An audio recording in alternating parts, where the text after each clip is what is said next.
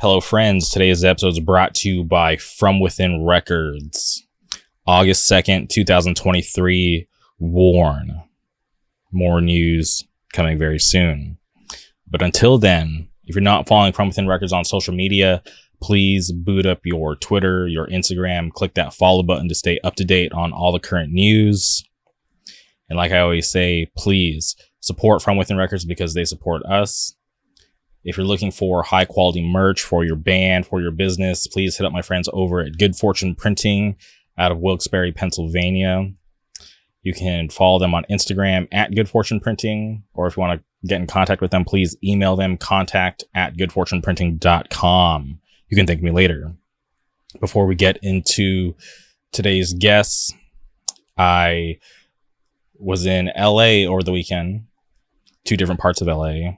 And I filmed 2 different interviews in person, which is this new thing that I'm doing out here on the West Coast. Because for anyone who's familiar with the channel, I normally film stuff when I travel out to Pennsylvania. We link up with my good friend Jeff from Feet First Productions. And he always makes sure that I look good, I sound good. So for me to do it out here on the West Coast solo, I was a little nervous, right? I got this new equipment. I wasn't sure how things were going to work out, but just by chance, the first 2 came out really well, and I'm excited to put them out in the next couple of weeks. So I hope all of you are excited about it, just like I am, because this is going to be a new thing that I'm doing going forward. Still going to be doing the podcast here in the studio, just like normal. But for the local people, I want to try to get in person and have it more intimate that way, or even people traveling through that have time that want to link up and do something. We can make that happen as well. But this weekend was the first time that I did it, and it was fun and it worked out, and I'm very much looking forward to doing it more in the future. So I hope all of you enjoy it as much as I did. But once again, coming out in a couple weeks, we got a couple more lined up, and it's been really fun. So thank you to the people who are willing to do it and have given me the support in the beginning, because it's a new venture for myself. So it's really fun to be doing something new here in 2023. But before we get into today's guests, we got Sound and Fury this week, which is amazing. Fury playing, that is a big one. For anyone like me who lives here in Orange County, that is one of the most exciting things about the fest. Also, the return of Twitching Tongues, Minority Unit, Trapped Under Ice, High Vis is going to be in town. It's going to be wild. And if I'm being honest, I really do like the way that Sound and Fury kind of crafted the week, because after shows are a drag. They're rough. And props to people who still have the energy, who want to go to those types of things. That's awesome. I know there's some sort of thing going on with Fleshwater and Restraining Order, which is sick, because I love both those bands. The new Restraining Order album is amazing. Fleshwater sick. So that's something that's really cool. But I do like that they found this way to make the fest seem bigger, which I think is cool, because Sound and Fury used to just be this weekend thing, but now they crafted this like week-long event, which I think is awesome. Kicking it off with the Hard Lore Live, which is awesome, over at the Brain Dead Studios place in LA, and then we got the fest on the weekend, and just like so many cool things in between, right? There's the Flat Spot Showcase. There's the kickoff show on Friday with Never Ending Game, Gridiron, Spinebreaker, New World Man, which is amazing, and I think Initiate. So really cool lineup, and there's just so many cool things going on through the week. So I'm just happy to see that here we are in 2023, and they're still able to make it seem fresh and kind of do something different, right? Because if you look at every other fest, It's just a fest and like an after show or something, or maybe like a pre-show, but for them to take it one step further and do a week-long thing, it's really cool. So shout out to Sound and Fury for being able to continue to do awesome things, because they have a really long track record of doing great things for the scene. So it's cool that it's finally here. And then also, I got to give a big shout out to Indecision Records. They just signed Whirlwind from out here, but they have their fest. They're celebrating 30 years of being a record label, which I think is awesome. So for me, so many years later, from being in the scene and dreaming of being able to see Throwdown and Bleeding Through on the same bill on the same night, this is going to be amazing. I'm so stoked for Friday, because I get to see Bleeding Through, Throwdown, Field of Flames, Cool Side. If you guys remember a while back, I booked a show. Cool Side was on the bill, but last minute they had to drop due to personal reasons, which I completely understand. No ill will. I still love that band. So when they have that rare appearance, like, I got to be there. So for me to be able to have them on that bill, it's going to be amazing. So whether you're going to both nights or just a one night, I'm just so happy to be able to support Indecision and see them surviving for so long. Because 30 years, that's 3 decades. That's that means that their label started when I was 4 years old, which is insane, because there was because I'm 34 now, so there was like a good chunk of my life where I did not even know hardcore existed. So I didn't find hardcore till I was like a freshman in high school. I was like 14. So it's pretty crazy, but also really cool to see them being able to still be relevant, because they have some younger bands signed to the label doing cool stuff. Shout out Change, Major Pain, In Time. So I'm so happy to see them have a cool celebration, and just knowing that I get to see Bleeding Through. Because you gotta think about it, I can't remember the last time I saw Bleeding Through, because if I'm being honest, the trajectory that they went and the kinds of tours that they would play, I just wasn't really a fan of. But for them to be able to come and play this hardcore thing on this very special night, it has me so excited. And it's in the heart of Orange County, so it's gonna be really cool. So for anyone who's gonna be there, I'm stoked to see you. I'm stoked to see Throwdown. I'm stoked to see Bleeding Through. It's gonna be sick, and I'm so happy. I love hardcore. It's gonna be a great week, and especially a weekend for hardcore. So for anyone who's traveling, for anyone who's attending Indecision 30 or Sound and Fury, be safe, have fun, and just enjoy this week, because it's going to be insane, and it's going to be fun to look back on it, because it's going to be some crazy times, a lot of cool bands. So I'm very excited for this. But before we move on today's episode, we had to track down our good friend Nicole Hooker. She sings for a band called Flowers for Burial. They just put out a new record titled Animus. If you're not familiar, please hit pause, go boot up your Spotify, your Apple Music, your Tidal, whatever. Stream Animus, come back here, listen to Nicole and I talk. It was fun. We get into Fortnite, for anyone who's a fan of Fortnite. Shout out to my Fortnite crew. Shout out Jake Abbott. Shout out Dylan from Shackled. Shout out to Dave from Ultralight. Shout out Dave Updike, awesome guy. Surprised he knows who I was, but I'm a fan of his. Shout out to shout out to Steven. He knows who he is. Hopefully he gets his shit together. But it's always fun to be able to play Fortnite with my friends, even though I suck. But it was great to hear Nicole talk about Fortnite. We talk about video games. I love video games. I play Street Fighter every day, play Apex every day. Send me an invite on Street Fighter. I'm trying to get to Master Rank. Rashid just dropped today. Lots of cool shit going on. I'm still waiting for Laura. She basically got confirmed with this new update.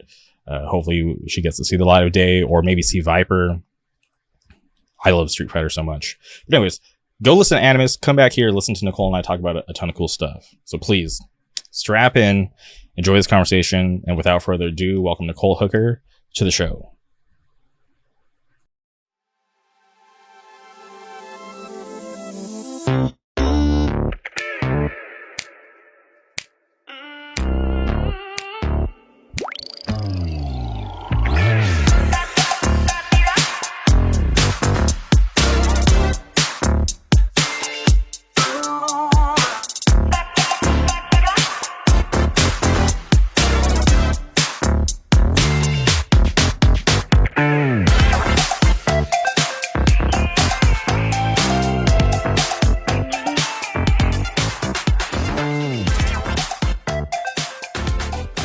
And we're recording.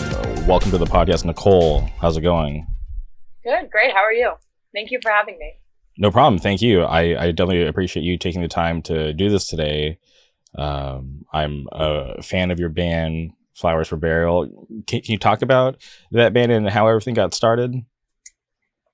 Yeah, so it was kind of a random occurrence because I had never been in a band before. My boyfriend has been in like a lot of bands, and I was like, I've always wanted to be in a band, but I'm very, very antisocial. And I was like, I can't imagine being vulnerable enough with people to like perform in that way and like put my art out there for like criticism with other people's criticism involved, you know? But he was like, okay, so we got offered to do this split with another band. Let's just make it like a studio project for you to try out, like low stakes. And so then the split didn't really work out, but we had this like awesome recording that we did. And like we called it Flowers for Burial. We were like, that really worked out.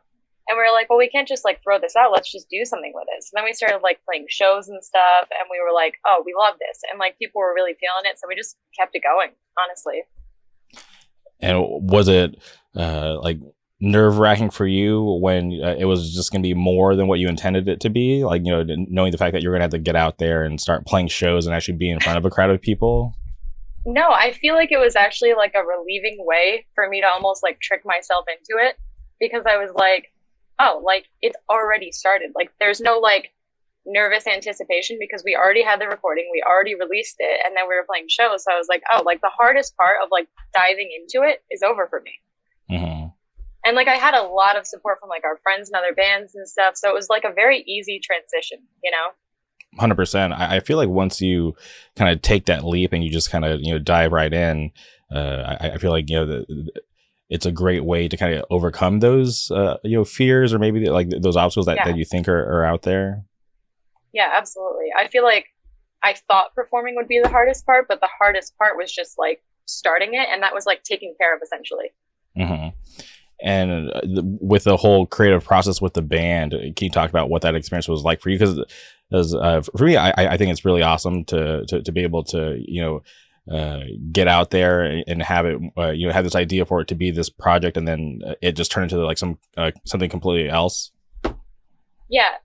Well, my creative process when it came to music was like, I guess a little bit different, because like when Flowers for Burial started, I was more like coming from it from like a writing perspective, because I've always been a writer. Like I write like poetry and stuff, and actually like all the songs from our demo were like poems of mine that I had like cut and chopped and turned into like songs more so.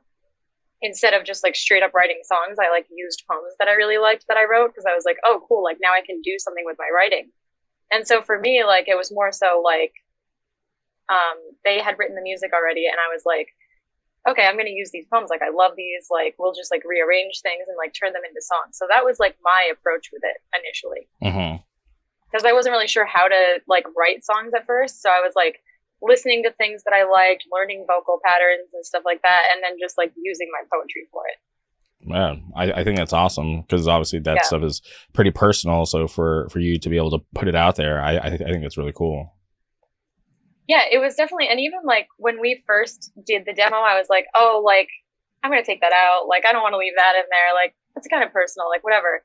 And then for like our most recent release that's coming out on the 21st, I was like, you know what, like bare bones, like our lyrics have always like been exactly what they are. Like we put it all out there. Like it's supposed to be like very personal. Like we're not hiding anything, you know? Mm-hmm. And I'm curious about your history with the music scene up there in upstate New York. Can you talk about how you got involved? Yeah, I was, mainly through the internet, honestly, because like I've always been like, you know, like very like small friend groups, like kind of doing my own thing. And so like a lot of it was through like I first heard about like hardcore on like Instagram and like a long time ago on like Tumblr and stuff. Mm-hmm. And like when I was like way younger, I was like, I want to hear stuff that's like heavier than what I already like. Like I was like, what's out there, you know? And like then I like started listening to like hardcore. Like I was listening to like Sanction and like I started listening to like, you know, like Wound Man and like stuff like that. And I was like, oh yeah, this is like exactly what I was looking for. Like Have Heart and stuff. Like I was like, this is what I wanted to hear. And so like that's kind of where it all started, was like me just kind of doing my like nerdy research for it. Mm-hmm. I trip out when you mentioned Tumblr, because I don't hear anybody really talk about Tumblr too much these days. Yeah. But I have a Tumblr. It's still there. I put it on private because I look back and it's like some really just weird and embarrassing things that I wouldn't want anybody to read. Here in 2023. Yeah.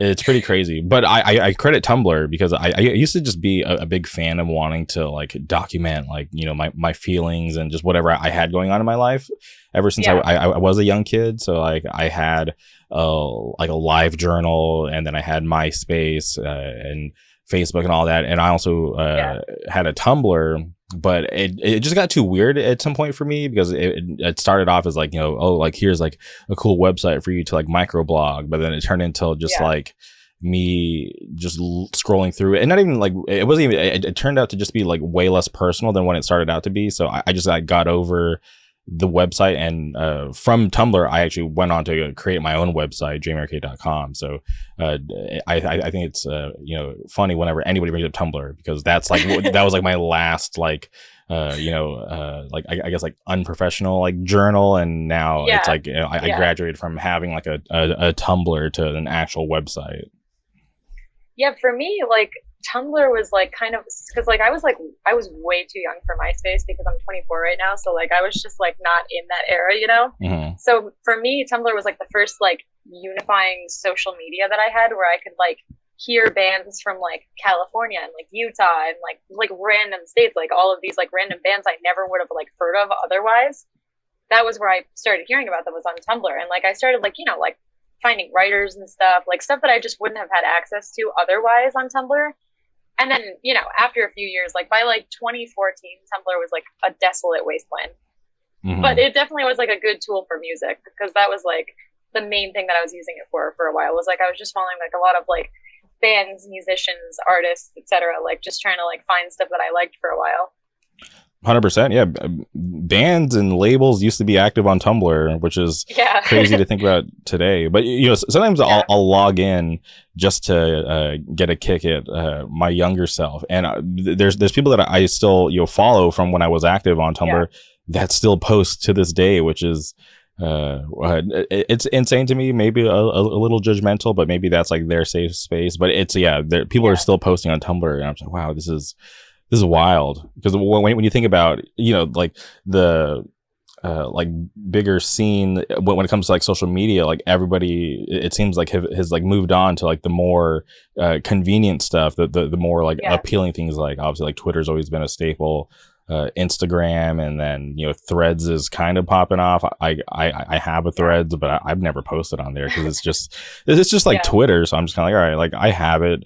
It's tied to your Instagram account, so it's like whatever. It's like it's not that big of a deal. It's there.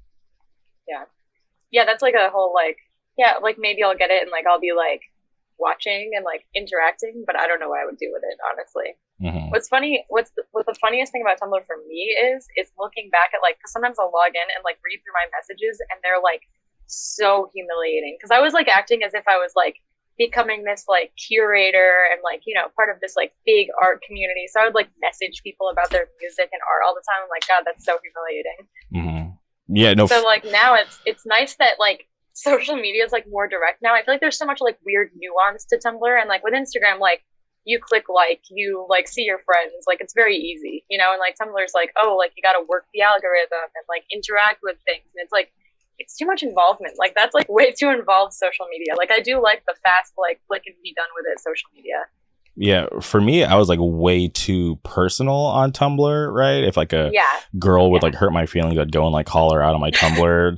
I'd like go find like the perfect like Classic. I'd go Yeah. find the perfect song lyrics to like post to let her know how she wronged me or whatever. But it's like, Oh yeah. yeah, but it's Post like, the perfect song. yeah, and to me, like I said, looking back, that's like, wow, that's so embarrassing. Like I would, because like I'm like way less personal now on the internet. Like obviously, like I'm Yeah. here on the podcast every week talking about things that I like, but I feel like I draw like a certain line now where it's like I would never want to share certain things, and even like before, like I would used to like post my phone number, like, hey, like somebody text me. It's like, Yeah. like now Oh, it's yeah. like I would never do that, and I would hate for my phone number to get out there, just because like obviously it's like, you know, to me it's just weird now, because back then like I felt like it was like whatever, like I was so young and reckless, like I didn't care. But now that like I'm a little bit older, it's like I don't want random people texting me. I don't want everyone to have my phone number. Yeah, it's also just like it's not very meaningful. Like when you're older, like I feel like you have like just less energy reserved for things like that, you know? And it's like you should like grant people access to you with consciousness, you know? 100%. Yeah, because there's people, because I'm pretty antisocial myself. So when I go out and I have people coming at me from like different directions, like wanting like, you know, to talk and stuff, which is fine. Like if they're friends, I'll do it, or if they're like, you know, just nice like acquaintances, I'll do it. But sometimes like when I go out, I feel like I have just like a certain amount of energy that I can give before I feel like I want to just shut down and go home and get away from everything, you know? Yeah, like suddenly all your needs are like pressing at once. Like you're like, all right, I'm hungry, I'm tired, I have no more social battery left. Like I gotta go. Yeah, and obviously, that's why. Oh, go ahead. Oh no, sorry. I was gonna say that's why, like with like the music scene and stuff, I love like the friends of friends thing that goes on, you know, because you meet people that you already know you're gonna like, because like they're friends of your friends and like etc. It just makes it so much easier to like socialize, honestly. Yeah, there's like this certain like bar where I'm like, okay, if they're friends with this person, they can't be that bad. Yeah, exactly. Yeah, but I am happy that you're here, and I always think it's funny, like when I think back about how this whole like interaction got started, because I don't receive emails too often about the podcast, and I still don't even know how Paul got my email. He mentioned he talked to Terry. Shout out Terry. Yeah. But I don't even know if Terry has my email, so I always find that very interesting. But it's welcomed, right? It's a way to get in contact with me. But just thinking about how Terry recommended me is so hilarious to me, because I've been trying to get Terry on the podcast for years, right? And he knows this, and I hope he doesn't mind me sharing. But I've been trying to get him on for years. There's been multiple dates scheduled, and just somehow it always falls through. And I always think, I'm like, man, okay, maybe he doesn't want to do the podcast, because even more recently, right? He texted me out of the blue, his new band Quiet. He sent me their demo before it released, and I was like, yo, like, I was like, this is really good. If you want to, you know, help push the band, like, you know, come on the podcast, like, let's do it. And he's like, yeah, like 100%, like, let's do it. He texts me the day the record goes live, and I'm like, yo, like, cool, like, let's do the podcast. I sent him the link. I have not heard from him since. But I think it's really cool that, you know, behind the scenes he's out there, you know, mentioning my name and, you know, trying to make these connections. So I appreciate that. So thank you, Terry. Yeah, shout out to Terry. Yeah, no, he's like, it's funny because like he just like tries so hard to like make time for everything. Like he puts in the work when it comes to music, you know. And so like it's so funny that like you've tried to contact him so many times, because like when I told him about this, he was like, yes, I have to get on that too.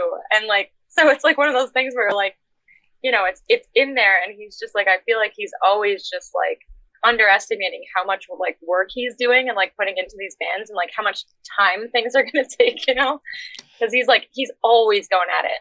100%. The first time I met him is I saw him. It was the first time I saw Age of Apocalypse. We were in Wilkes-Barre, Pennsylvania for SWB some years back, and he like walked in the building like covered in like ink, because I guess he just got off like screen printing. And I'm like, oh shit, like you came here straight from work to play this set, like that's insane. Oh yeah, like he'll be like when we like have practice, I'll be like, okay, I have like a few hours, like I gotta go here, or like I have to do this before. Like he's like a machine. Like I don't know how he does it. Mhm. It's insane. But yeah, so happy that he was able to make that connection, and happy to talk to Paul, and happy to have you on today. So like I said, it's a cool connection, because I'm a big fan of like the Hudson Valley, but I'm curious. I looked at like the band's Bandcamp, and you guys put Poughkeepsie up there, but I'm just curious, are you like from there proper, or are you just like in the surrounding area? So half of us are from the Hudson Valley, actually. So Terry and Phil, bass and drummer, are from the Hudson Valley area, and then Paul and I are from the Albany area. Mm-hmm. So we were like, what are we supposed to say if people ask where we're from? So we always just say like Hudson Valley and Albany usually, because we're just from like we drive an hour. Paul and I drive an hour and a half to practice in Highland, New York. Okay. So it's kind of a big gap for us, but it's a great group, honestly. And like Paul, has like lived in the Hudson Valley and stuff, and like all of his friends are from there, and like he's friends with like the AOA guys, like they grew up together and stuff like that, and like he's known them for a really long time, so like he has all of those connections anyway. So like it's kind of just a big group that kind of like moved away from each other, and like you branch out, you move away as you get older, so it's kind of just like a big like separated group from the Hudson Valley. Mm-hmm. And shout out the Hudson Valley. I feel like just being a fan of bands like Mind Force and seeing them kind of rise up and make their mark, like honestly, like one of the biggest bands in hardcore right now, and for them to rep the Hudson Valley so hard, I think that's really awesome. So I'm always like honored to be able to talk to anybody from that scene, because everybody that I've interacted with has always been nothing but nice. And so for me to meet those kinds of people and hear the kind of music that comes out of there, it's just like, damn, like I want to get out there so bad just to see what's going on out there.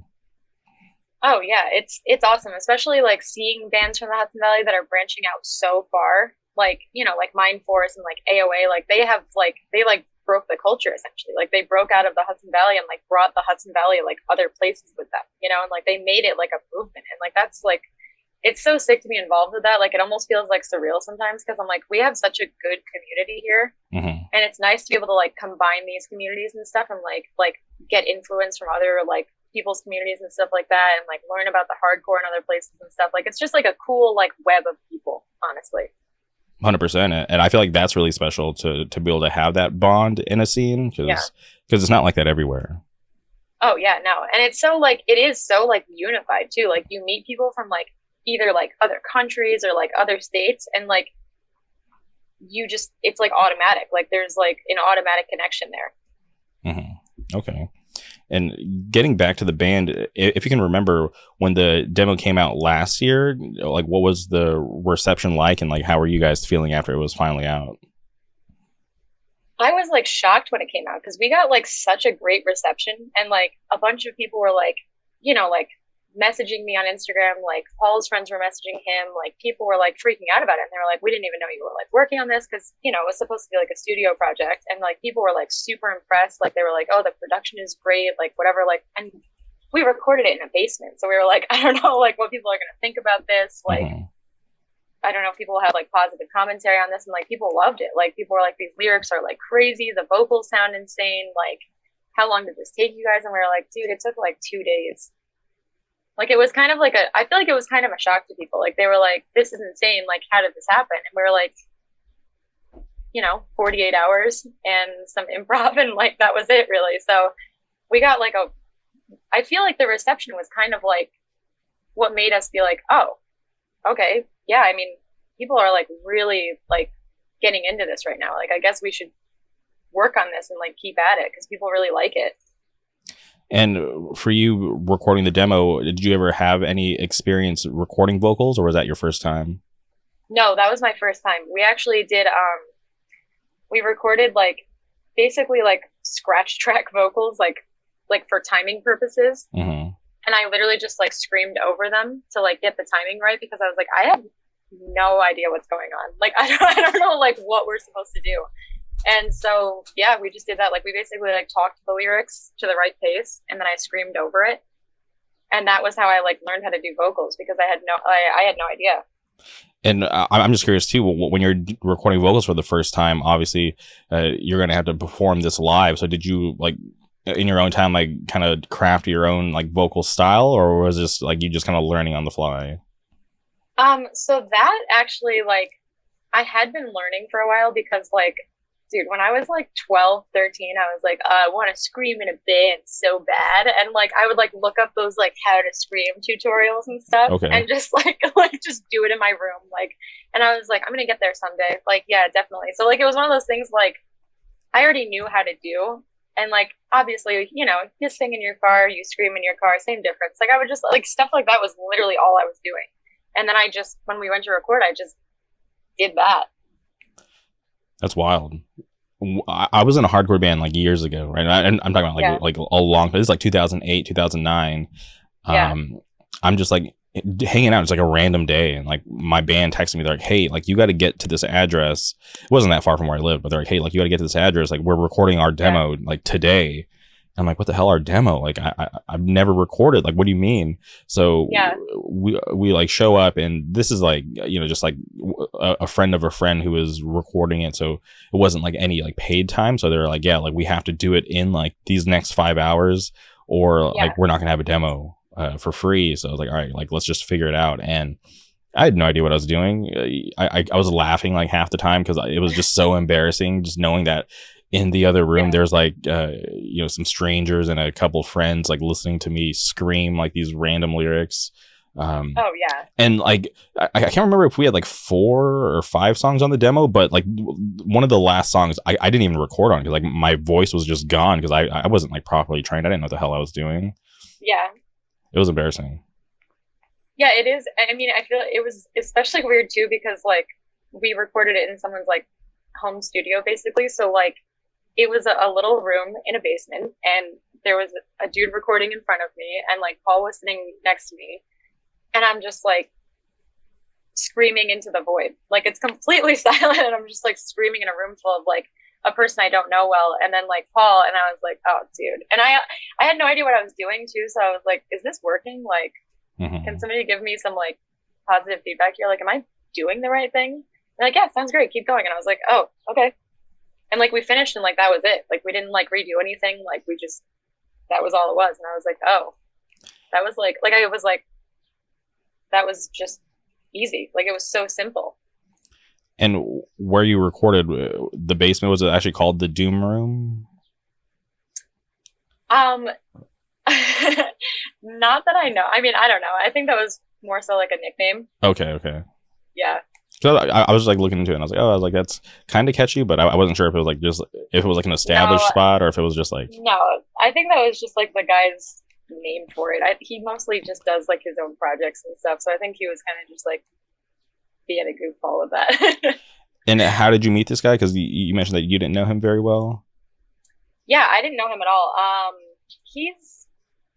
He's like a Hudson Valley guy. He's like been in a few bands, and I think that like Phil and Paul knew him through music, and he was kind of just like, hey, like I know you guys play this and that. Like, do you guys want to work on this with me? And they were like, sure. Like, that sounds fun. Okay. And as far as the new record, which will actually be out by the time this comes out, I should be dropping it on the day that it comes out. So yeah. So hopefully by the time everybody gets to this point, they've heard the new record by now. But I'm curious, from the demo to now, when did you guys decide that like, all right, cool, like the demo was cool, we've got a great response, let's like work on the next project? Like, how did that all come about? That did not take that long, honestly. Like, because I think when we did the demo, it was kind of just like, oh, let's do like a power violency, like hardcore type thing, and like we'll just, you know, bang it out and like be done with it. And I think like as we were like playing shows and stuff, we were like, oh, you know what, we did this before, but I have an idea for this. Like I have riffs for this. Like we were just like, we were all feeling like very, like we were feeling that like buzz, you know, like we were like instantly inspired to like write more of it because we were just like really feeling it when we were like first coming out, first doing shows. And like we were like riding that high, you know, like we were like, let's keep writing now. And so like we basically like immediately started going again. Mm-hmm. And there were some songs from the demo that got brought over to the new record, correct? Yeah, there were a couple songs that we just like loved. Mm-hmm. And so, but we were like, I feel like we could like record those a little bit better, maybe like change a couple things. So we re-recorded a couple of them from the demo too. because we just like we were like those are awesome, but like let's like really polish them and like make them great for the like actual record, like a real like official recording, you know. For sure. No, I can definitely appreciate that, because it's kind of weird when you know that a band just kind of just like brought the old recordings over to the new record, and I'm like, oh, this is not new. This is you know, like and I wish they would re-record it. So I'm happy to hear that that's what you guys did for some of those old songs. Yeah, we were just like, you know, these are great and all, but like we were just so focused on kind of like banging this out the first time, and like it was more of like basically an experiment the first time. So we were like, let's just like re-record them and like make them what we like now know that we want it to be, you know. Like now that we like have our like ideas and like sound figured out, like let's just like re-record them and do it properly this time. That's awesome. I can't remember what show I was at, but I was you know, just you like overhear like random conversations all the time, and I remember hearing this kid talk about how there's no good power violence outside of California, and I'm like, this guy's like out of his mind. He's like never heard of you know, a lot of bands. He must be smoking. He must be new or something. But then like when I come across records like yours, the one that's out today, Animus, I'm like, yeah, this guy's crazy, because this band is an example of something that's good that's not in California.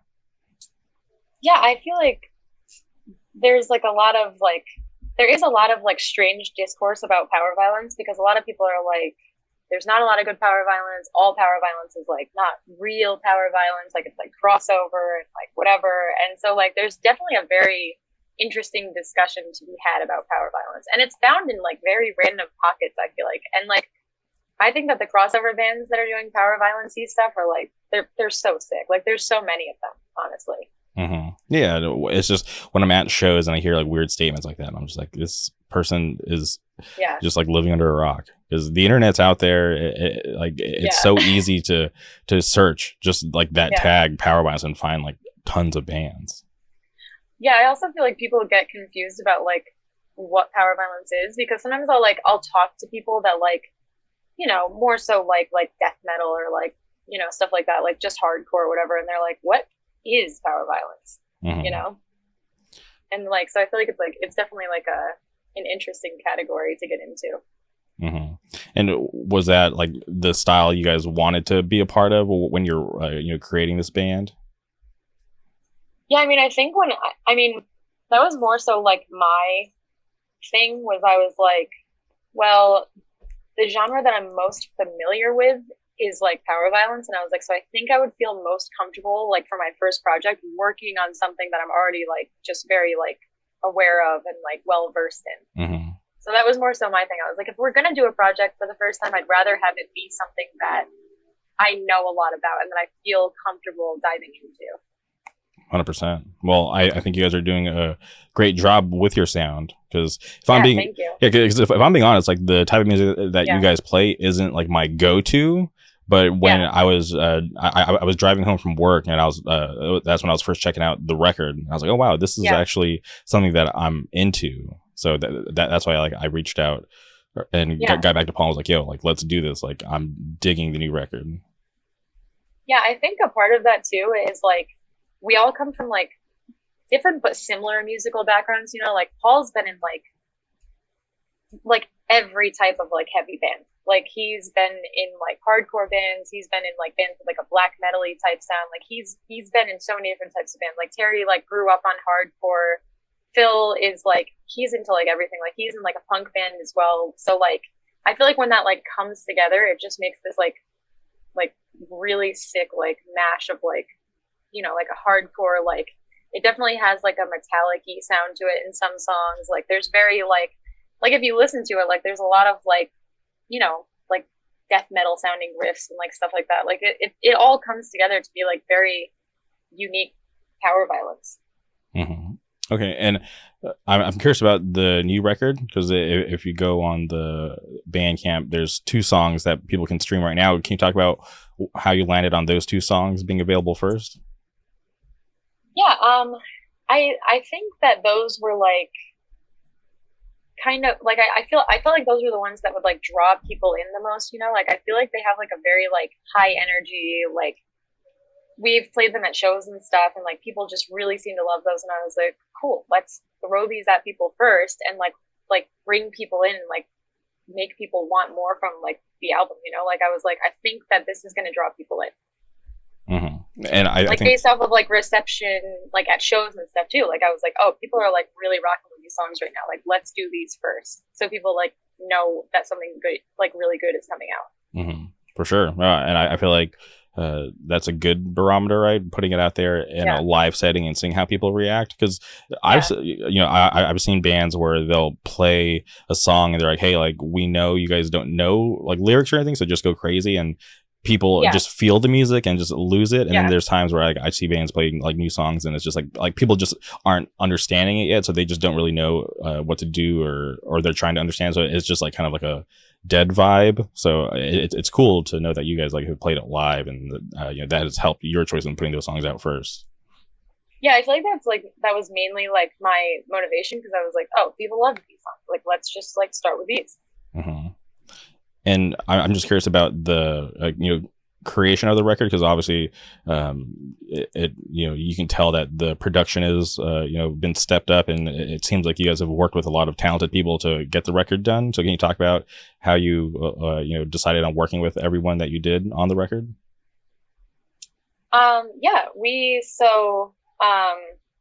We decided to record with Sean Paul Pillsworth, because he's like a very like known name in the area, and like he's very like familiar with like hardcore and like stuff like that. And he's just like, he was very easy to work with. Like he was like giving us like great suggestions and being like, oh, let's try this, like let's do that. So we just wanted someone who could be like very dynamic with us. And so like he was like a great person to record with, because like it was just like the room was like an idea machine basically, and like it was just so easy to record with somebody who was like so easygoing, like so knowledgeable, and like was like, I love what you're playing, and let me tell you something about the production value of that as well, and how we can like make it sound its best, basically. So that was awesome for us, honestly. Yeah, it's really cool to have someone be able to give their input and kind of give you some great insight on like the whole process, instead of just being there and recording you guys and not really having a whole lot of input. Yeah, he was very like, oh, like, can you add a couple lows to this and really like fill it out? Like, can we try this like effect with guitars and like really like make this sound like huge? And we were like, oh my God, like we didn't even think of that. Like someone who has so much knowledge from like a production standpoint was everything for us. Like that would help us so much. And then also seeing Taylor Young's name tied to it, which to me that guy's super talented. Obviously, a lot of the bands that he plays in are super amazing, and then just what he does over at the Pit. I'm always interested whenever I see his name attached to something, because it's just like, okay, cool. If he's working on it, then it must be good. So when I saw his name, I was like, okay, this is really cool. Yeah, we actually just like Paul again. He like reached out to Taylor and was like, hey, would you consider like working with us on this, like helping us like mix it and like make it sound great? And so he just reached out to him, and he was like, oh yeah, like I gave it a listen, I'd like to mix this for you. And he just like, we wanted to work with him too, because we were like, we like these bands that you've worked with and stuff like that. Like we were like, we like Nails, like etc. And we were like, we love that sound. And he was like, oh yeah, absolutely, like that makes sense. So that was like our biggest thing, was we were like, oh, we like that Nails sound, we like stuff that he's worked on. So we just referenced it, and he was like, oh, that's easy for me. Yeah, like absolutely. Okay. And then also it was mastered by Will Killingsworth, who's a legend for anybody who's into this type of music. I'm sure they know that name, or if not, like they should get familiar, because he's probably worked on some of your favorite records and you don't even know it. Yeah, for that one, that's another one too. Like Paul is just so good at like making these connections and stuff like that. Like he was like, oh, we have to get Will to master this, because I just know that it's going to finish it off like perfectly. And it really like, he made it such a like polished, like heavy sound. Like it just like, him and Taylor are just like masters of the craft, honestly. Like they're amazing, both of them. So 100%. Yeah. Both super talented and love what they do. And also I'm curious about the record label that the album's coming on. Protagonist Music. Can you talk about how you guys linked up with them and what your relationship is like? Yeah, so we had kind of been like, when it finally came time, because at this point, like, you know, we had been like coming up on like a year of doing Flowers for Burial. We were like, oh, like maybe we should start thinking about a label. And so we were kind of like shopping around, and you know, like Power Violence can be kind of confusing because you're like, what label are we looking for? You Mm-hmm. know? And then we found out that the first Gate Creeper had been put out on Protagonist. Okay. And so I'm pretty sure Protagonist is based out of Arizona. So we were like, let's just like reach out to them and like see if they'll put it out, because they had been like putting out some like really cool shit. And we are like, let's just like reach out to them and like see how it goes. And they loved it, and they were like, yeah, we'll definitely like we'll put this out on like tapes and stuff. Like, we'd love to work with you guys. So we were like, cool, like that worked out, because we were kind of just like, we were like shopping around and stuff, and we just weren't sure what was gonna fit us and like what we should be like looking for when it comes to a label. So we just tried them, and it just worked out for us. Mm-hmm. Okay. No, I think it's cool. I love seeing bands find labels where it is a good fit, because it's cool like when labels will have like a good mix, but I also think it is really cool too when that like a label is known to be a home for certain type of music. So it's like if they're putting something out, it's like, all right, cool, like it's gonna be this type of vibe, like I'm gonna be into it.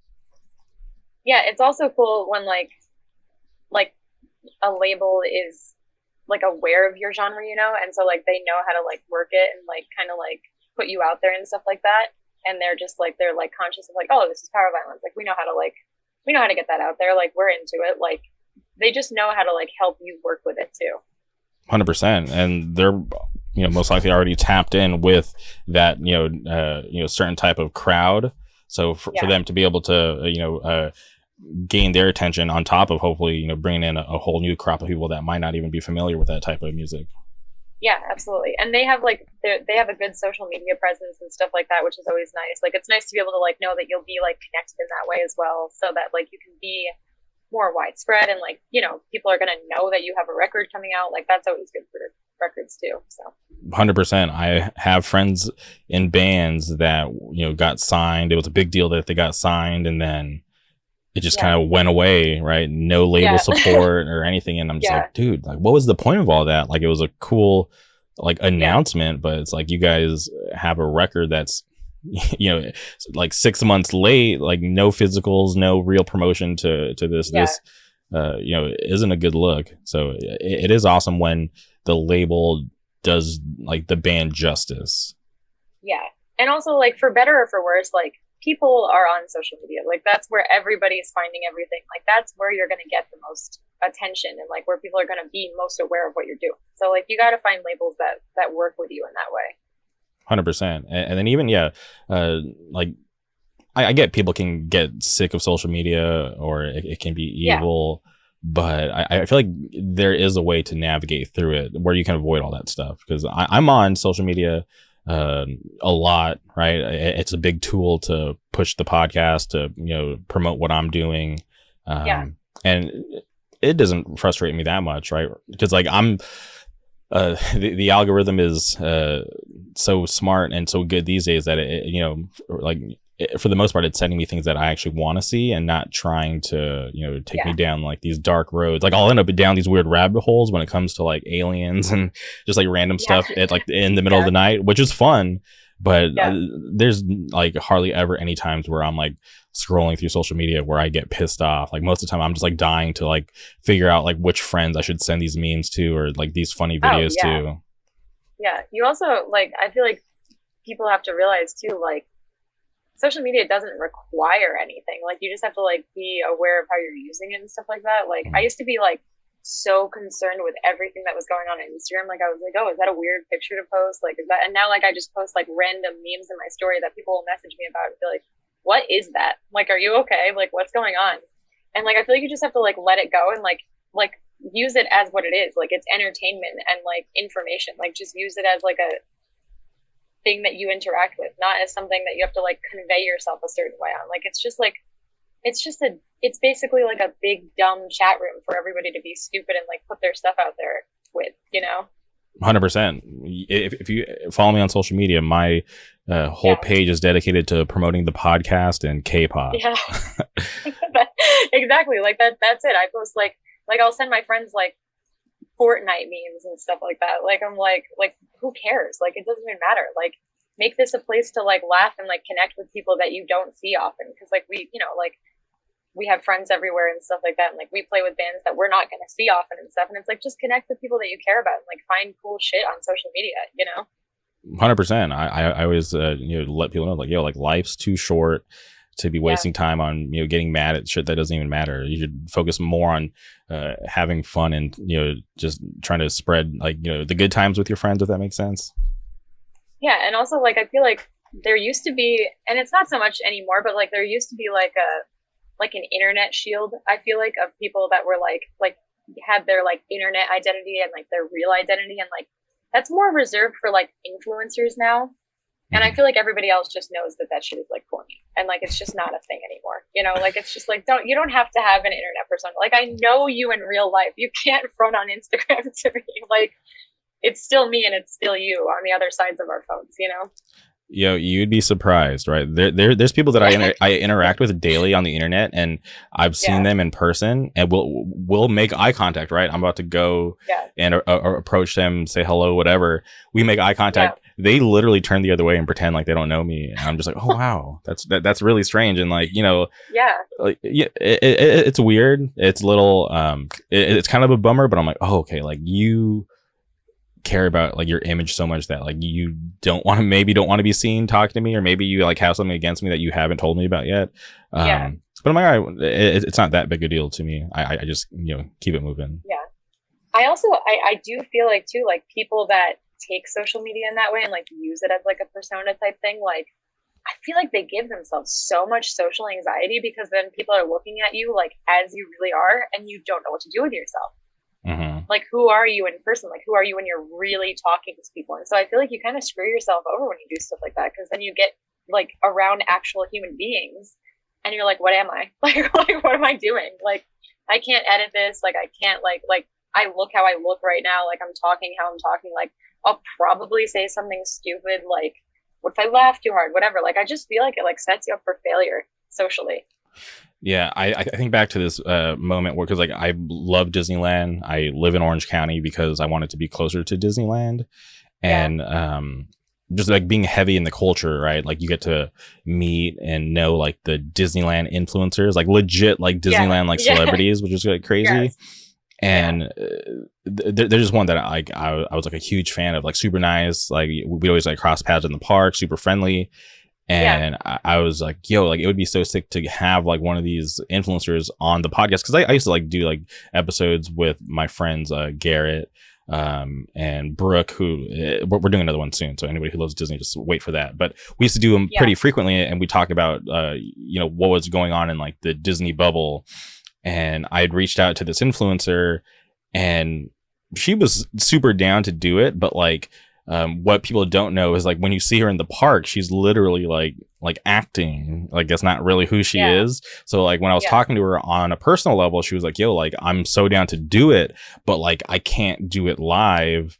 I want you to send me all the questions beforehand, and then I'll answer them, and then you just record yourself asking the questions like afterwards. And I was just like, yo, I was like, respectfully, like that's not how we do it over here at the JMRK podcast. So I appreciate you being down, but like I'm not going to do it like that. Like if you can't talk to me and you're, because she would like use like a whole different voice. It was insane. Like I don't know how she could do that for like a whole day, like out in the park. But I was like, if you can't talk to me like normally, like it's fine. Like I still like what you do, but this just isn't going to work for us. Yeah, and that's like insane to think about too. Like you're so involved with something that you can't just like have a conversation, you know, like that's like crazy. Yeah. And very common, I feel like. Yeah, it was such like it was just so surprising to me, right? Because it's like you're talking to me now, like obviously like it's not being recorded or whatever, but it's like I can't believe like you wouldn't want to do it because you know, it's weird saying, but like her fans would like be like so into it, and like obviously like all the people that listen to the podcast who have some sort of, because there's a lot of people that listen to my podcast from like the hardcore community that love Disney that would be like, you know, super interested in to hear what she would have had to say, but you know, Yeah. it's all good. Well, also after a while, it's like, how do you keep yourself in check? You know, like where do you end and your persona begins? I don't know. It's a lot of it's just weird. Because Yeah. I still follow her on social media. Like I said, I'm still a fan of like what she does. Yeah, absolutely. But yeah, that's not something that I could do, because there's time where I've met people in person and they're like, oh, like it's you, and I'm like, yeah, it's me, like me on the podcast and me in real life, same person, like no personality, no weird stage voice. This is exactly how I am. Oh yeah, and I mean, same with like when you're like performing, I guess too. Like people will like see me up there, like, you know, screaming my head off about like whatever, like basically just like spewing all of my like feelings and like secrets to people, and then like they'll see me afterwards and they're like, oh, you know, she must be very like angry and serious, and I'm like, oh no, dude, like that was just I was just talking shit up there, like not a big deal. Like it's just funny, like, because you see these people like doing these like very like powerful performances, and you like see them as like their lyrics and like their like, you know, like how they're acting on stage, and like then you talk to them after and they're like, oh yeah, thank you so much, like I had a great time, like whatever, and they're just like very chill, like sweet people.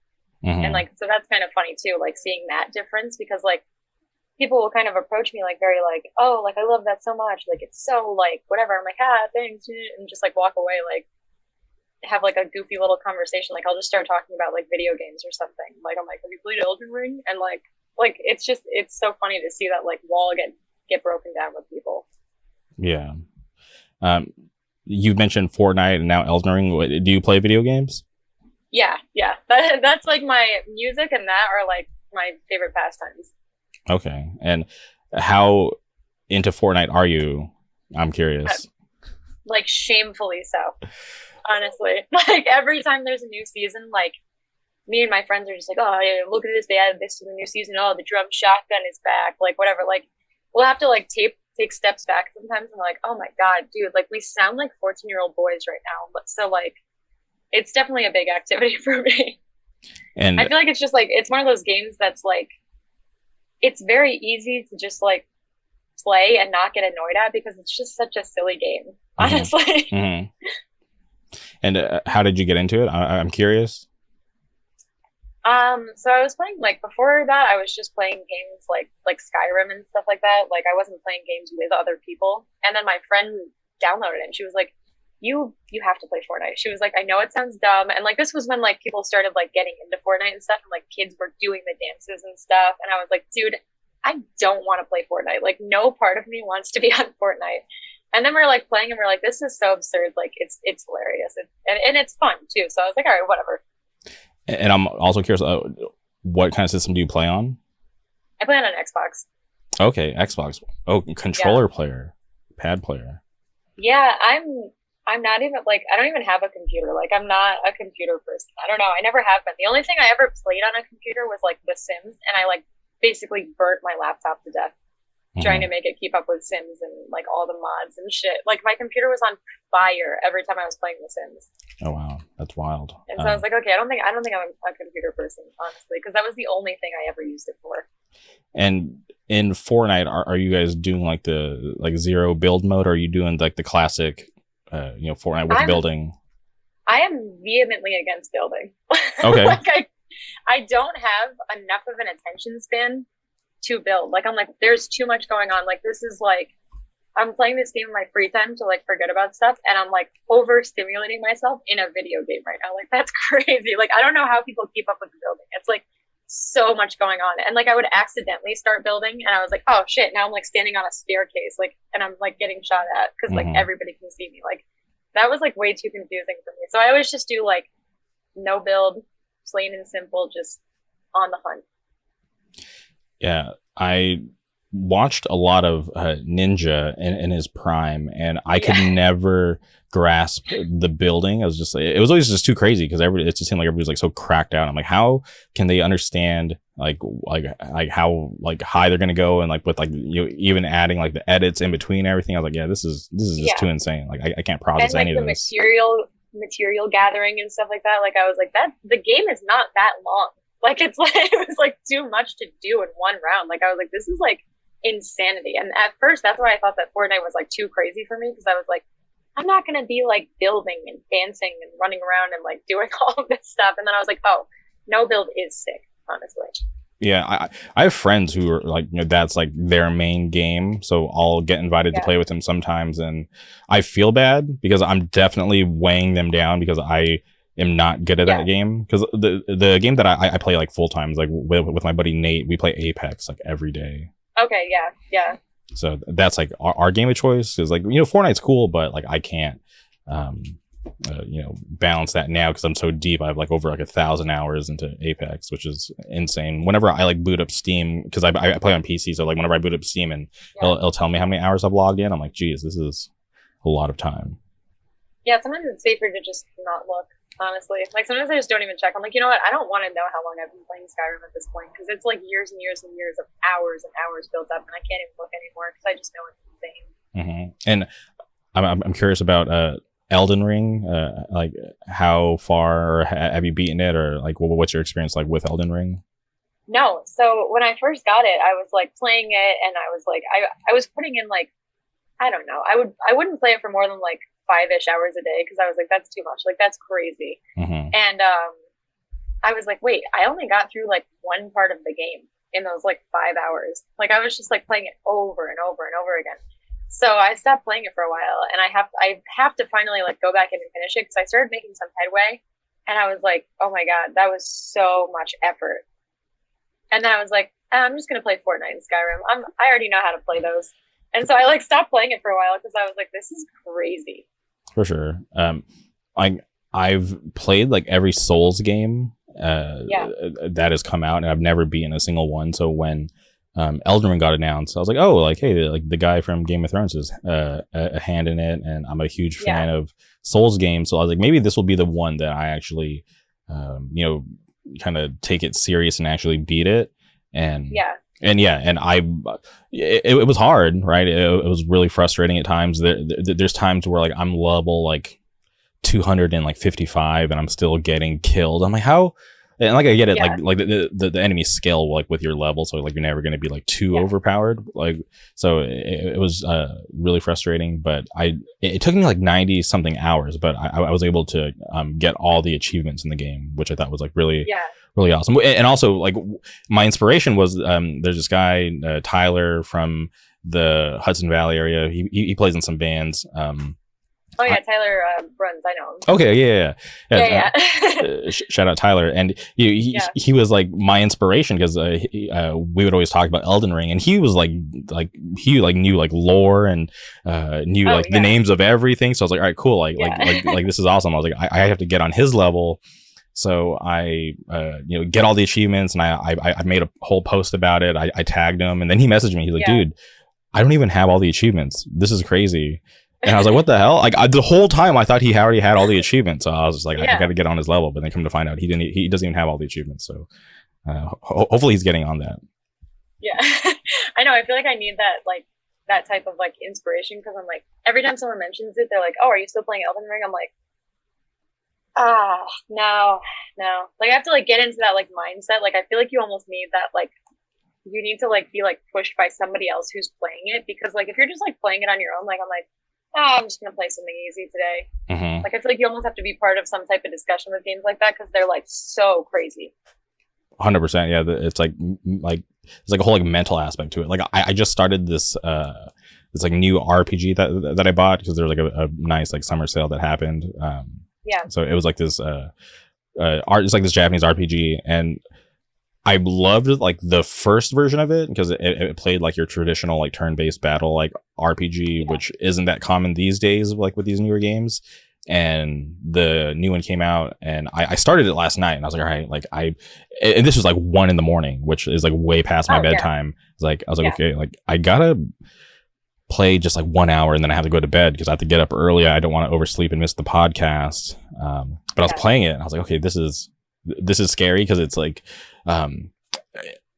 I just get like weirdly obsessed and like want to just do everything there is to do in these games. So it's like, all right, I know like next time I sit down to play it, like I better make sure that like I don't have any other responsibilities, because things could get a little squirrely, or I might be late to something.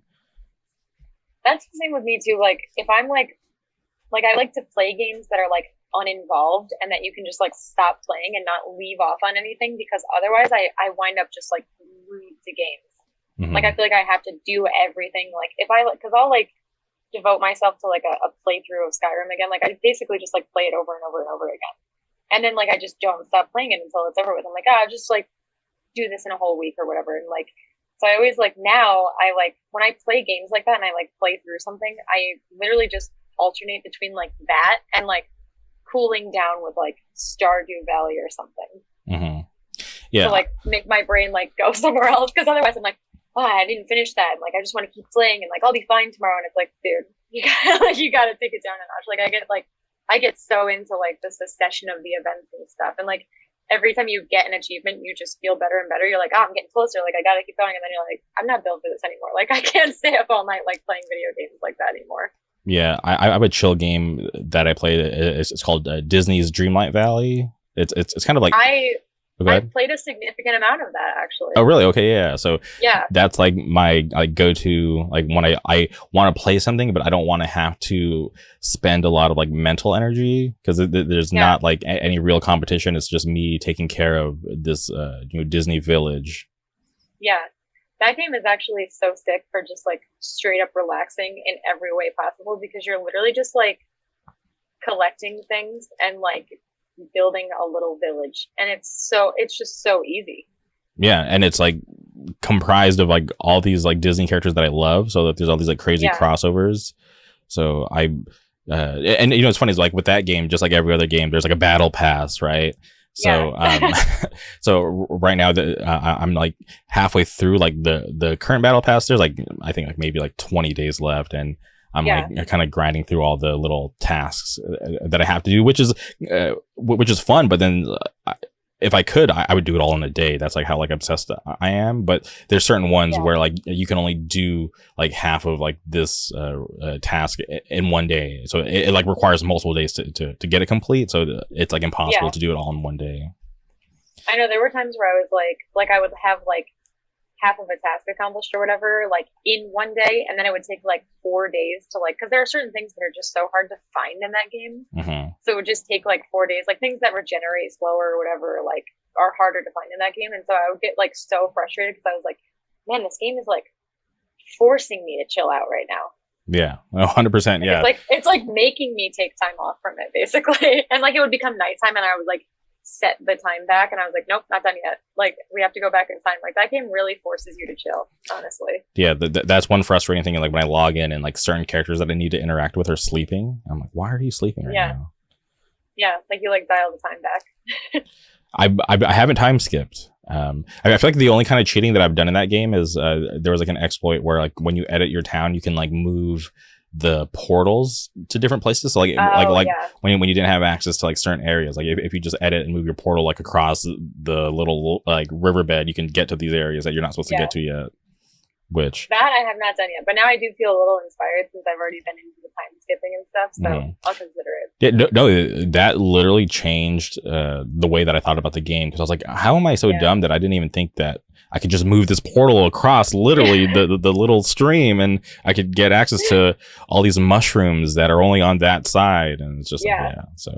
Oh yeah, I never even considered that, honestly. Mm-hmm. Yeah, I thought I really hacked it with the time skipping.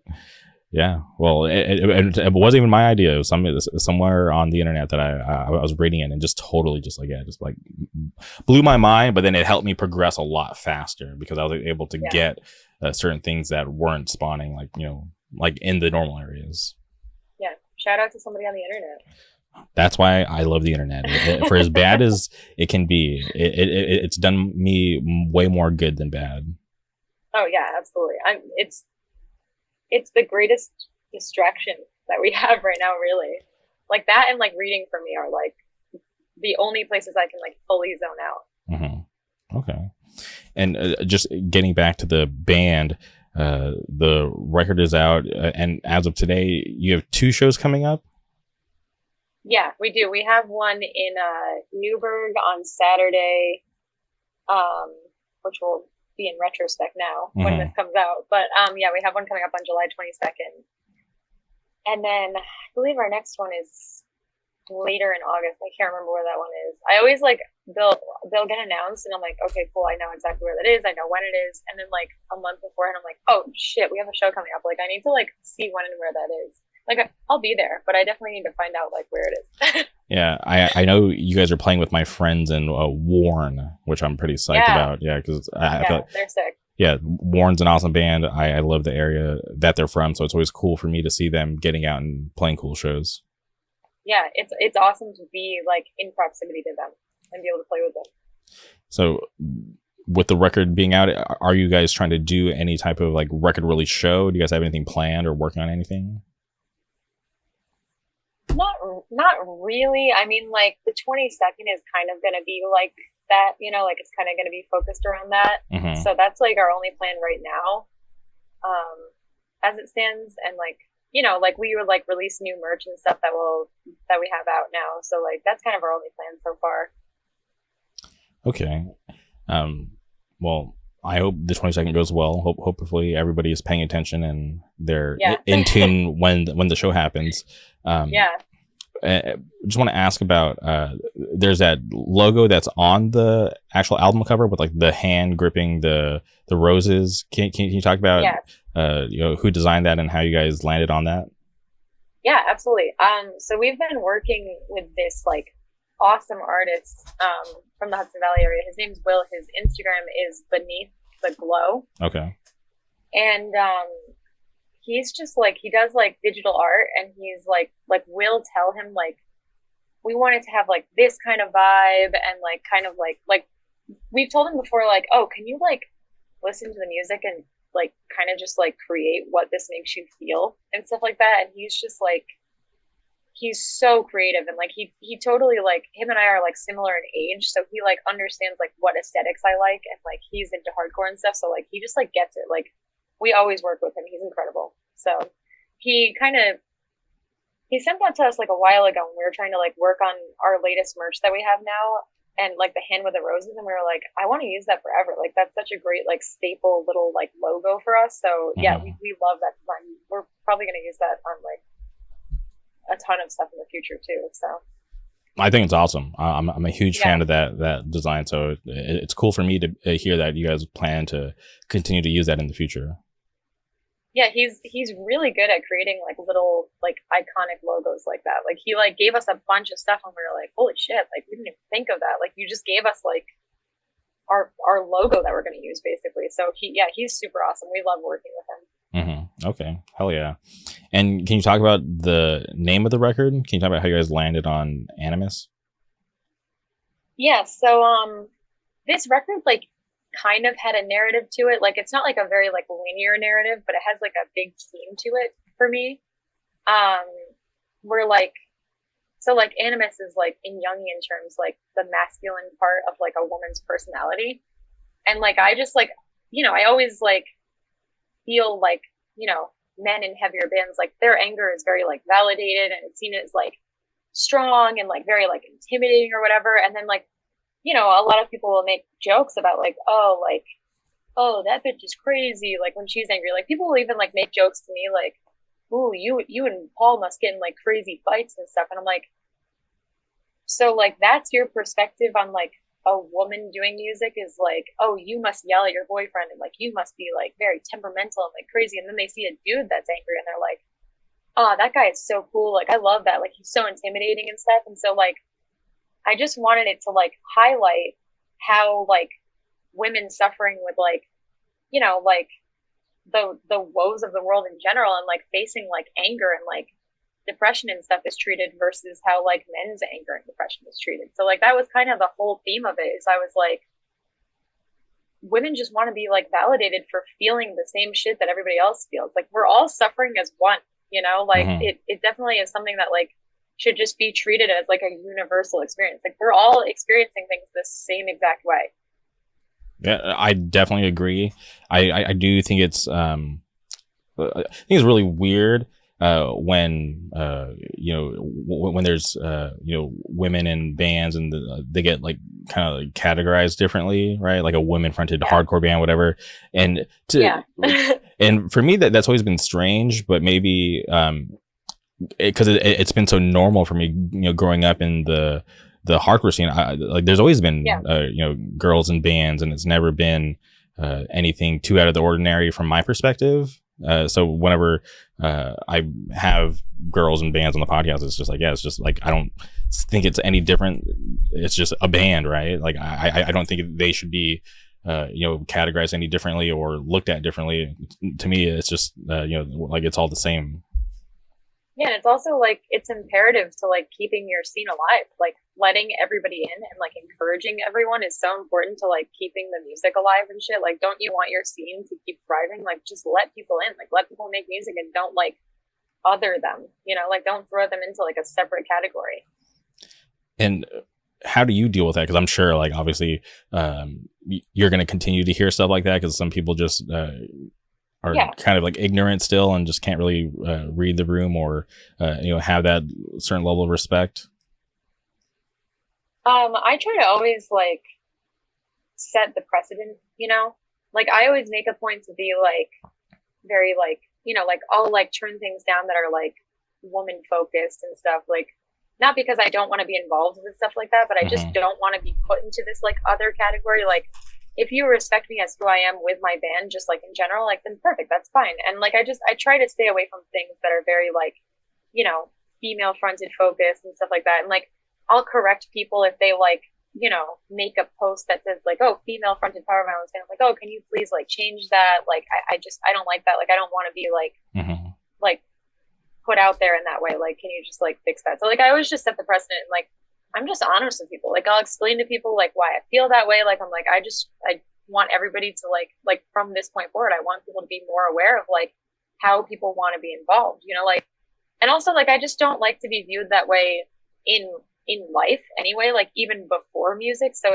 it's very easy for me to just like make that distinguishing statement of like, let's not do that, because there are also like people who like don't adhere to gender norms at all that are like, well, there's no category for me at all, like don't exclude anyone basically. So like by putting myself out there as someone who's like confidently kind of like working against that, like it's also like helpful in including anybody that wants to be involved, 100%. And I back that, and I think it's awesome that you're doing that currently, because some people can just be like these weird white knights and want to just push that weird narrative, right? Like, oh, like we got to support female fronted hardcore. It's just like, how do we just support hardcore in general?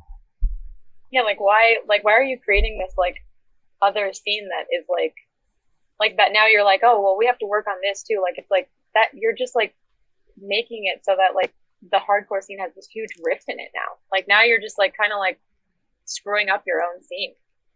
Yeah, there was this band that I saw that I was a huge fan of, right? First time seeing them live, first time they made it to California. And, there's a lot of females in the band. And I remember the singer yelling, like, all the guys get the fuck out of the pit. And I'm like, oh, what the hell? Like, I didn't even know this was a thing. And like, it made me feel really uncomfortable because like, I was there to support that band because I like their music, and I was looking forward to being able to mosh. But when they made that mosh call for all the guys to get the fuck out of the pit, I was like, oh, this is really weird. I was like, I don't want to be a part of this. Yeah, and then it's like that type of like excluding to include does not work. You know what I mean? Like pushing other people out to like shove yourself in is just like something that's just gonna like blow up in your face, I feel like. And like obviously that like depends and stuff, because I feel like bands that are like not white people should definitely be like boosted up, because like white people have had the spotlight in like bands and stuff, like like your stereotypical like band of like white dudes has been a thing for a really long time. So I feel like when it comes to that, like, yeah, absolutely, like boost that up. But when it comes to like men and women and like any other gender being involved, like you have to let everybody in, and like you have to like not push people out to like put yourself in, because then you're basically just like doing the same thing that was done to you. Yeah, there's this shirt. I think it might be this shirt right here. This band like infamously wouldn't sell merch to guys, so I had to like hit up a friend like, yo, like go get me a shirt because they won't sell it to me. So anytime I go through my shirts, I see that band, I laugh because they're no longer around. But I'm like, but it's like, yeah, joke's on you. I got a piece of merch even though I wasn't supposed to. Yeah, it's such a tough thing because like there's so much like I feel like the hardcore scene has changed so much in the past like decade now, and I feel like people are having like a very, you know, like it's definitely a tough time like navigating it because like you want to like do what's right and you want to make sure that like everybody is getting the spotlight they deserve, and it's so easy to go about it the wrong way, you know. Mm-hmm. Yeah, no, I've seen it. I've seen people in places of power asking people weird questions in interviews and not honestly like the thing for me is like there's like just a lack of respect. Yeah, and like you also have to like, you know, you have to like use your anger in like a productive way. Like it's okay to be mad about certain things, but like you have to like understand like now you're just putting yourself out there in a way that like comes off as very like spiteful when you do stuff like that, you know, like make a positive change in your scene. Don't like make it so that like you're your own like separate like aggressive category, which is kind of how like I used to feel about like the men in bands like, you know, 10 years ago or so. I was like, oh, like I could never be a part of that. Like now you're just creating that for yourself in like a separate way. Mm-hmm.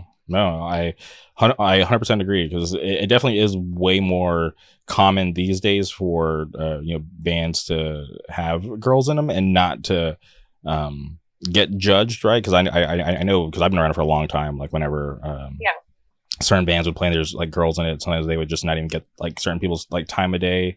But like I said, for me, just being around for so long and witnessing it, like it was never anything, you know, too odd about it. It was just like, yeah, this is a person, like another hardcore kid from the scene doing what hardcore kids do, just starting a band. Yeah, and it's also like I feel like people have to understand like the people in the scene that set the precedent of like it only being like a certain type of man or whatever, like they're so old now. You know what I mean? Like it's all gonna like become obscure anyway. Like everything's gonna run its course and like the dynamic is gonna shift as time goes on anyway. Like you don't really have to like fight that hard against anything because like there are way more like-minded people than there are like non-like-minded people anyway, you know. So it's like just let things run its course, keep advocating for yourself, like keep working with what you have and like keep advocating for the people that you want to be a part of the scene and like just keep it going. Like things will move on, things will get better. Like it's not like it's not a war that has to be fought. Just make positive change. 100%. I feel like for people who are truly passionate about their cause, like as long as they stick to it, they could be that beacon of light to this like, you know, next generation that they might not even know that they're inspiring. Because there's so many times where like I've met people who tell me that they've been inspired by people that I know, and it's just by them just doing what they do best, right? Is getting out there, doing these bands, writing lyrics that they feel strongly about, and there's these young kids coming up who are looking for you know, some sort of inspiration or looking somewhere like to have an outlet because they feel so lost in their normal life, you know, outside of hardcore. So I just think for people who want to create change, you know, just like stay the course. You know, sometimes things might get tough, but you know, if everything was easy, right, like, you know, a lot of things wouldn't be worth fighting for. Yeah, and when you're in like a creative situation like that and you're like trying to like push your music and stuff like that, like you're gonna have some sort of like issue anyway, you know. Like it's just like it's a tough thing to work on, and like it's just something that like you're gonna face criticism, like you're gonna face people that just like don't fuck with what you're doing at all, and it's like just keep doing it. Like it's fine. Like as time wears on, like there's way more people that are open to like everything than there are not. Like the people that are like not into what you're doing are just like they're just not up with the times, really. Yeah, and honestly, it might not be for them, but there's definitely an audience out there that is probably wanting to hear, you know, the type of music that you're playing that might not be familiar, or if they already are, then they'll be the ones that help, you know, wave that flag and get their friends or get, you know, their social circle like interested in what you guys are doing. Yeah, and like it's just like it's very cool to see like all of these like young people that are I feel like there are a lot of people like me that like haven't been in bands before because they just like didn't feel like there was somewhere for them to go, that are like making the scene such a like dynamic and like lively place now, because like these people are like bringing influences that people that have been in the music industry since it was more like exclusionary like might not have, because like they aren't in a position where they have to like deal with those people anymore. And so it's cool to see people that are like coming in that are like, I guess like not jaded by like how the scene used to be. Like you have like these like fresh young faces coming in that like aren't like afraid of the past of the scene. Like they're not letting that limit them in any way. For sure, and that's awesome. And they might not even be aware, right? Because they're yeah, exactly. Which better is off that way. 100%. Because there's young kids that I've met out here. They only know so much about the history of hardcore because they're still so new. And when I break down how certain things are, and they're just like dumbfounded because they had no idea, I'm just like, fuck, I probably should have just kept some of that stuff in the dark, because I don't want you guys to get jaded or bummed out about hardcore. You guys are still young. Just keep doing what you're doing. Just forget about like what I said, and just have your like own experiences, because a lot of this like dumb shit I'm talking about doesn't really affect you guys anyways. Yeah, that's exactly it too. Like that's why I always say, like, because you see like you see old heads out and about, and like it's easy if you know about them to like wonder what they're thinking about your music and stuff, but then like you see people who are like involved with you, and like the people that you're actually going to be playing shows with and stuff, and you see how like they're going about it, and you're like, oh, like I'm fine, like that's nothing to worry about anymore. Like it's just like there's a different group of people that are active now, and like it's just completely changed now. It's super motivating, honestly. Okay. Well, that's really cool to hear, because I often urge and remind people that the youth is what's important in every scene, because they're going to be the ones that are hopefully going to be holding it down way past the current generation. Because I'm not blind to the fact that I'm not going to be here forever supporting the scene. Obviously, like hopefully, like when I'm not supporting the scene, it's because I'm dead. Not because I like dropped out or whatever, but I just let people know, like, hey, like these kids are younger. They're the ones who are gonna create the next wave of hardcore. So let's just help guide them. Like, you don't have to like micromanage, but just kind of just nudge them in any kind of direction. Just put them onto older bands from the area, or ask like like what they are interested in, and maybe give them a couple suggestions, and let them find their own path, and hope that they're down for hardcore, just like the ones that are been around for a long time. Yeah, it's funny too, like how fast everything changes too, because even like a few years ago, like I was like, oh, like I'm in like my prime in the scene right now. Like I'm like young, like I'm like at the forefront. I'm like watching all the new stuff unfold. Like I'm seeing all of these like new bands come out, and like even now, like I'm like turning 25 this year, and I'm like, whoa, like there's younger generations coming in that are like even younger, and they're like even smarter. Like these kids are like geniuses, and they're like well versed in everything, and they have like amazing social etiquette, and they like advocate for themselves. And I'm like, dude, these kids are incredible. Like hardcore is going to be just fine. Honestly. Yeah. Like they're even like better off than like I'm like, wow, they know more than even I do. And I thought like I had my finger on the pulse. Like the stuff that's coming out of hardcore right now is like amazing, honestly. Mm-hmm. Yeah, there's like these group of young kids from New Jersey. They play in a band called Reaching Out, and like, oh yeah, I love Reaching yeah, Out. yeah, and just for how talented they are, and for their age, I'm like, holy shit, they're like light years ahead of where I was when I was at their age. Because when I was their age, I was just focused on trying to get to shows, but they're out there putting out records, playing shows, and doing really cool shit. Yeah. So like that's a band that I look at, and I'm like, wow, like that's really awesome. And I'm proud of them, and hopefully they're able to be around for a long time, and help keep their scene alive, but also like hopefully influence like other scenes outside of New Jersey. Yeah, having that having that energy when you're younger too, because obviously like every few years like you change, and you're like, all right, I can't be out every night, like I can't be putting in all this work all the time. Like having that like young energy and like being on the right path is just like they're going crazy with it. Like they're just like they're doing everything right, honestly, and they're like working so hard at it, and like they have all the time in the world for it, which is like amazing for them. 100%. But yeah, and I live in a place where, do you hear that? Yeah, I do hear that. We're getting invaded. What is that? I know. Is that your end? I don't think so. I'm on my I'm just on my computer. That's wild. Yeah, I have no idea what that is, honestly. That's super weird. It's like very like faint too. Like I can't even tell what it is. It was someone speaking Spanish. Hopefully somebody out there can translate what is going on. The podcast is getting invaded. Maybe. Yeah, I mean, no one is around me right now, so there. I mean, maybe a ghost. I'm not sure. That's my strongest theory. Okay, I used to be an amateur ghost hunter, so don't get me started. I mean, yeah, it's probably the best time to start hunting now because that's all I've got. Okay. I quit when something followed me home. That was my worst nightmare, right? Because I didn't want to end up in like a Paranormal Activity movie. But like the first and only night that something followed me home, I was like, all right, I quit. I called my friend like the next morning. I was like, I can't do this anymore. It was crazy. Yeah, they always say like you're supposed to leave work at the door. You know, like don't take your work home with you, and that goes for anything. 100%. It's all because I feel like we're messing with like it's like remnants of like.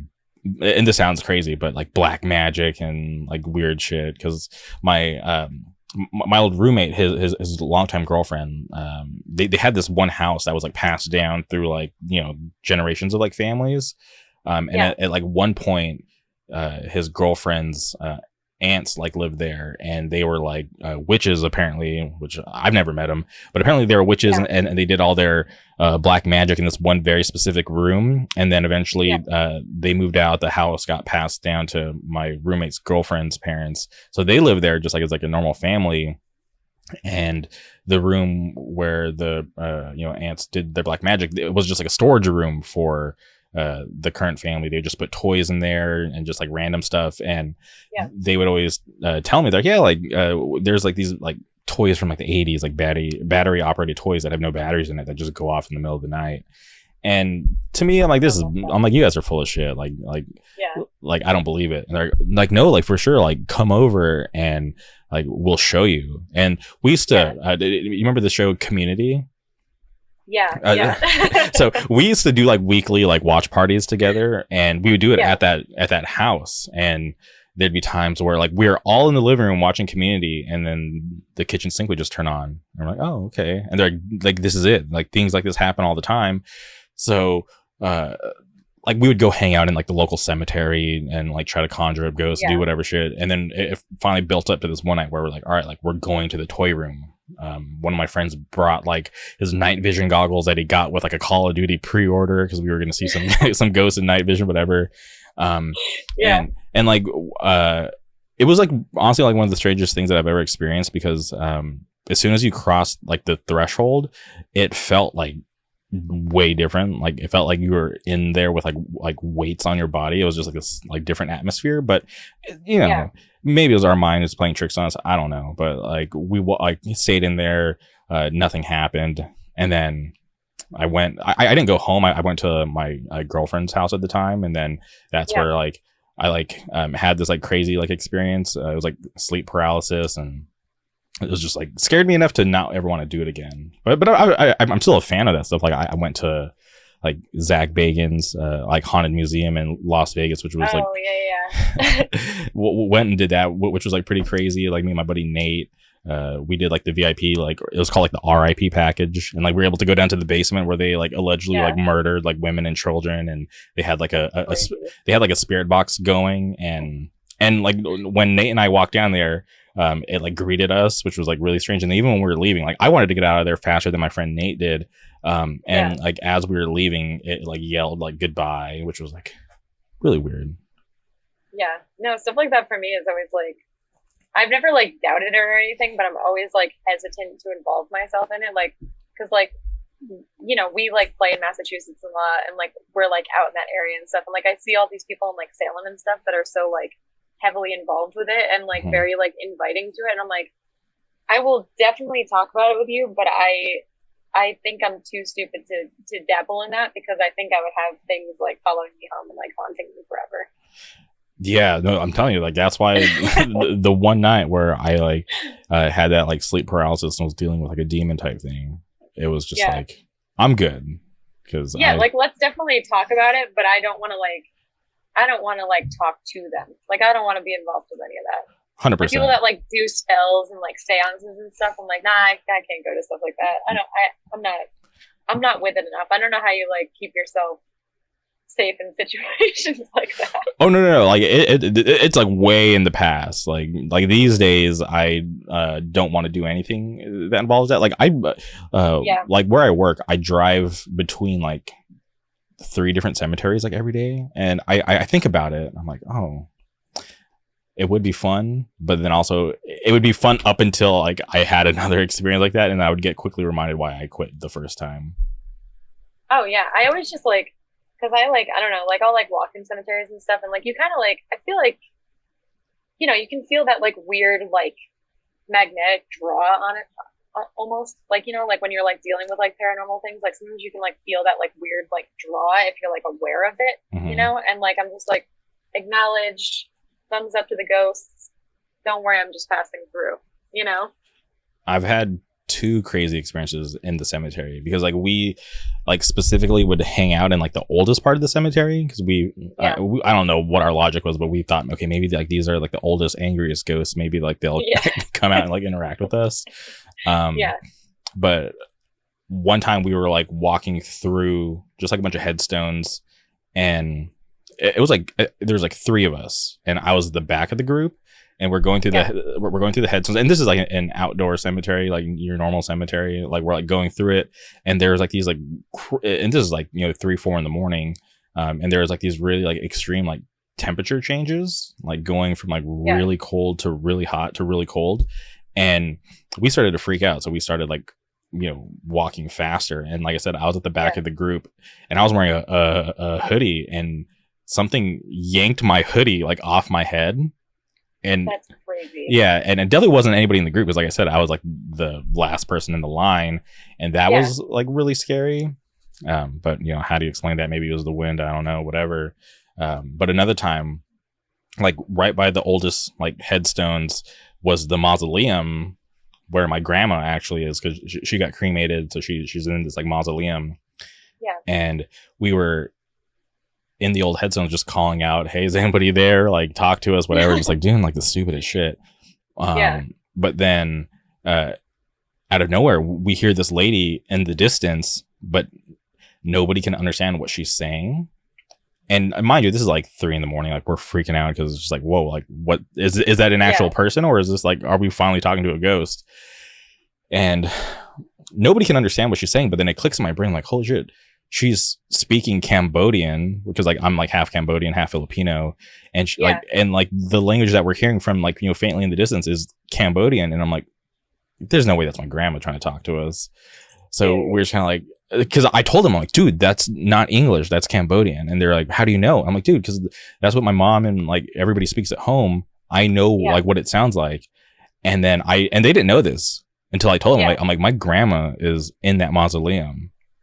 Oh And my god. yeah, and they were just like tripping out. That's like crazy. Yeah. The only like I feel like the only weird experience I've ever had in a cemetery is like one time I like left work and like I used to be a process server, so like every single day of my life was like so stressful. Like people were always so pissed off at me. Okay. So like I was like leaving work and I was like, dude, like I need to like unwind. Like I need to like take a walk or something. Cause I was just like so frustrated. So I like pulled into this cemetery because I was like, this place looks nice. Like I just felt like it would be like a good place to take a walk.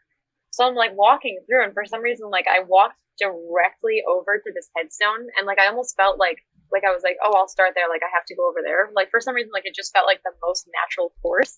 Mm-hmm. And then I like stopped and the first headstone that I looked at and like stopped in front of was like the headstone of these kids who had gotten murdered by their mom, like in the area, like years ago, Mm-hmm. that like would have been around my age at this point. And I was like, whoa, that's weird. That like, it felt like that was the only headstone that I walked directly over to. And it just felt like I was almost being like drawn there for some reason. And I was like, that like freaked me out. Like I was like, I gotta go.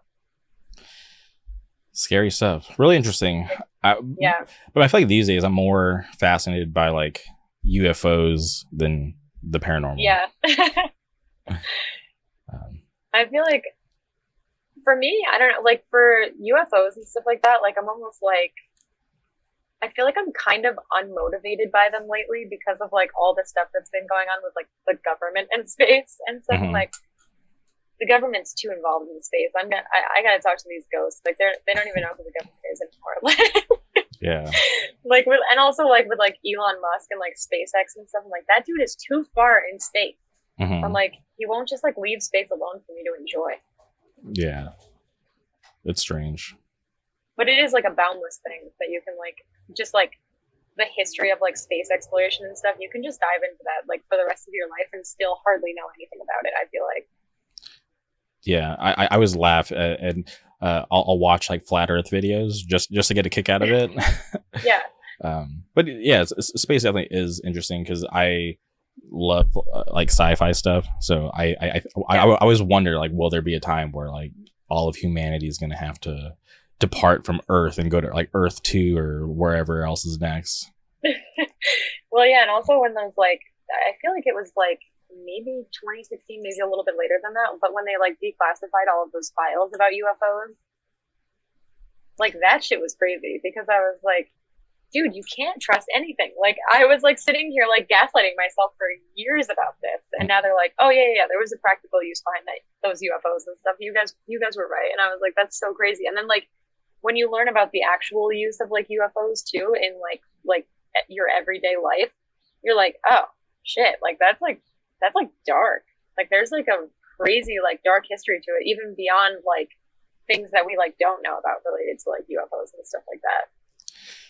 Yeah, because you got to think, okay, if there's a time where they like reveal like, okay, the aliens are here, then it's just like your mind's just like, holy fuck, like what else is out there? Like how much do they know that they haven't revealed yet? And like are there other species? Like can we finally like enter a wormhole, go to like another dimension? Is time travel finally gonna be a thing? I don't know. There's just so many questions. Yeah. And like when they declassify something huge like that, because there were like so many declassified files. Like I was like going through them and I was like, dude, I'm starting to feel like I work at NASA. Like this is insane. It's like what's classified? Like what's going on that like we have no idea about now? The Titanic. Yeah. All the aliens are underneath laughing at these weirdos going to see the Titanic. Yeah, literally. That's what it seems like, honestly. Okay. Well, I could go on for hours about UFOs, and like one of my friends and I were like talking the other day, and I was just like, he kind of made me realize that like all the information that like I'm like trying to talk to him about UFOs like isn't like what's like normal or what they're into. And I'm just like, oh, okay, maybe I'm just going a little too deep down these like TikTok rabbit holes. Yeah, I'm on more of like the paranormal side of TikTok, so I definitely need like a fill-in on the UFO side of TikTok. Yeah, there was a family recently in Las Vegas where like a UFO crashed in their backyard. I'm not sure if you like heard about that story. No, I didn't hear about that. Mm-hmm. Okay, yeah, it's pretty crazy. You should definitely like go down that rabbit hole on TikTok because it's pretty interesting. Yeah. And like, do people more popularly think that that's like, because I feel like there's like a very like definite split of people who are like aliens or like the government are the main involvement in like the UFOs, and I like hearing about like that discourse and stuff like that about like people's theories and stuff. Mm-hmm. Yeah. So it's funny when like stuff like that happens. Like, well, like who do people think is responsible for that? You know? Yeah, it could be the Anunnaki, or it could be us from the future. It could be anything, to be honest. Yeah, that's what I think bugs me out the most, because it's like, okay, there's obviously like a lot of shit going on in space, but like, who's doing this? You know, like what is this? Yeah. Like occasionally something crashes down, and we're all just like, what's going on in the sky? Like, who's orchestrating all of this? You know? Yeah. And why are they coming here? That's something that I'm always curious about. Like, what's so special about Earth? Yeah, what are they doing in Vegas? All the lights, maybe. Yeah. I have no idea. Yeah. But okay, I could go on for hours about UFOs, but I appreciate your time today, Nicole. This has been really awesome. I'm a fan of the new record. Everyone, you made it this far. Finish the podcast and then go stream Animus out everywhere now. By this point. Yes. Yeah. Thank you so much for having me.